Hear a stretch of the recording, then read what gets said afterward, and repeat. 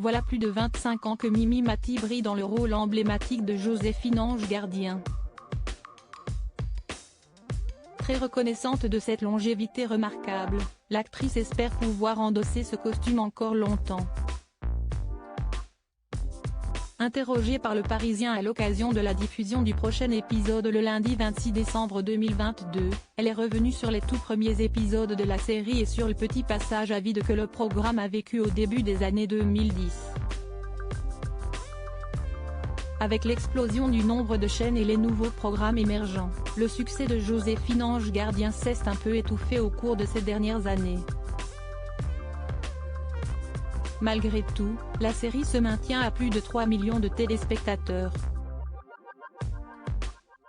Un sauvetage que l'on doit notamment à Mimi Mati puisque la comédienne a accepté de baisser son cachet en 2013 alors que ce dernier s'élevait à 250 000 € par épisode.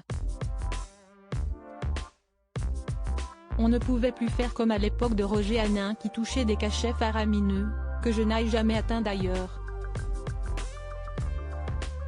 Moi, je n'avais pas envie que ça s'arrête, je voulais continuer de travailler avec tous ces gens, donc j'ai baissé mon cachet d'un tiers, ce qui reste très confortable, a-t-elle expliqué dans les colonnes du Parisien.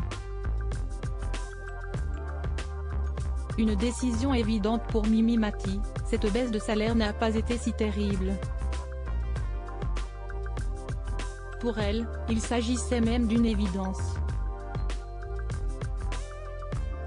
Aussi, l'épouse de Benoît Gérard n'a pas hésité bien longtemps avant de donner son autorisation. Je ne me suis pas posé la question longtemps. J'adore ce personnage, et j'aime l'idée de cette famille qu'on a créée autour de Joséphine, a-t-elle conclu. Près de 10 ans après ce sacrifice financier, la série Joséphine Ange Gardien continue d'être diffusée régulièrement sur TF1. Pour l'actrice de 65 ans, cette longévité a un goût de fierté et de victoire.